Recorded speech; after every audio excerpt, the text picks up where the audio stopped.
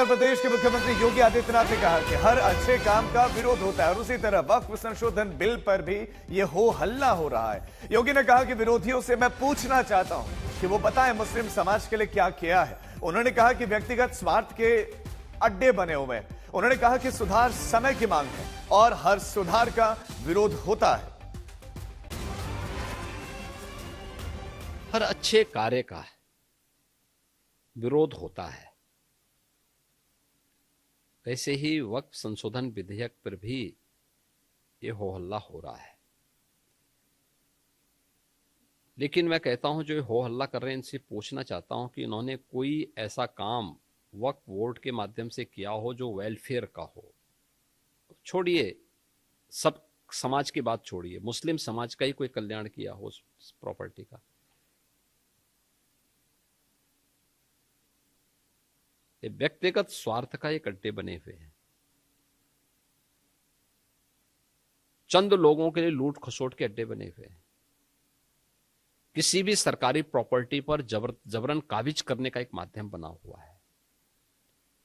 और रिफॉर्म इस समय की मांग है।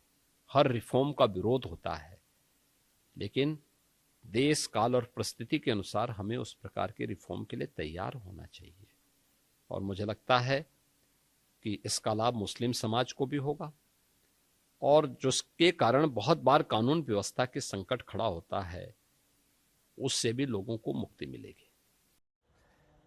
हालांकि वक्फ को लेकर एनडीए में अंदरूनी खींचतान की खबरों के बीच में संसदीय कार्य मंत्री किरण रिजिजू का बयान आया है और किरण रिजिजू ने कहा कि एक दो पॉलिटिकल पार्टी को छोड़कर वक्फ पर सब रजामंद हैं। किरण रिजिजू ने बड़ा बयान दिया है। इस बिल पर बवाल के बीच में कहा कि सब चाहते हैं वक्फ बिल जल्द लाना चाहिए। एक और दो पार्टी को छोड़कर सब चाहते हैं कि ये बिल आए। अब संसद में जब लाया जाएगा तब देखना ही होगा कि किरण रिजिजू किन एक दो पार्टी के अलावा बात कर रहे थे। आपको सुनाते हैं किरण रिजिजू ने कहा क्या। सिर्फ एनडीए ही नहीं, वो इंडी गठबंधन का भी कई सांसद मुझे मिल करके बोल रहे हैं कि जल्दी लाओ। वो तो एक नैरेटिव बनाया, वो डर के मारे कुछ एमपी लोग अपना नेता को डरते हैं तो वो नहीं बोल रहे हैं। तो माफिया और कुछ इन्फ्लुएंशियल लीडर्स लोग अगर वक्फ प्रॉपर्टी को कब्जा करके रखा है तो इसको विरोध तो सब करते हैं।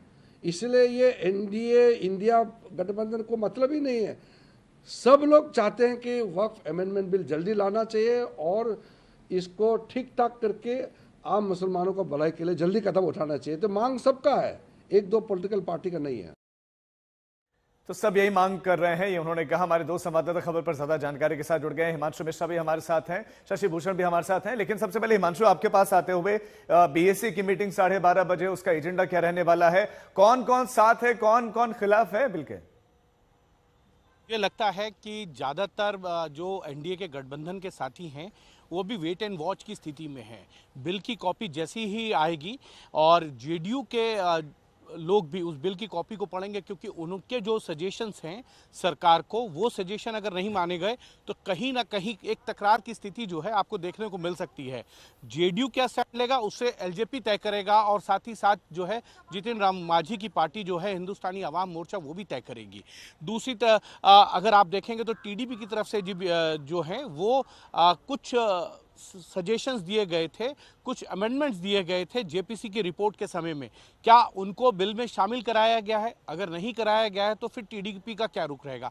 ये तमाम ऐसे इश्यूज हैं जिसको जो पिक्चर है वो तब क्लियर होगी जब बिल की कॉपी सभी सांसदों के पास आ जाएगी। और मुझे लगता है कि आज जब 12:30 बजे बिजनेस एडवाइजरी कमेटी लोकसभा की बैठक होगी, उसमें जो संसदीय कार्य मंत्री हैं किरण रिजिजू, वो सभी राजनीतिक दलों के जो फ्लोर लीडर्स हैं उनको जब ब्रीफ करेंगे और ये तय करेंगे कि इस बिल को कब लाया जाए और उसकी समय सीमा कितनी होनी चाहिए चर्चा के दौरान, उसके बाद जो है बिल की कॉपी जो है सभी सांसदों को सर्कुलेट की जाएगी पोर्टल के माध्यम से। तो उसके बाद ये रुख तय हो पाएगा कि कौन सा दल कहाँ है और किस बिल के साथ में है या बिल के खिलाफ है। लेकिन इतना जरूर है कि सरकार की पूरी कोशिश है कि संसद के इसी बजट सत्र के दूसरे पार्ट में इस वक्फ बिल को जो है लोकसभा और राज्यसभा से पास करा के राष्ट्रपति की संस्तुति के बाद जो है वो कानून का रूप दे दिया जाए। सरकार इस पर आगे भी बढ़ रही है। आज किरण रिजिजू ने अपनी पार्टी के जो चीफ विप हैं संजय जायसवाल और लोकसभा में जितने विप हैं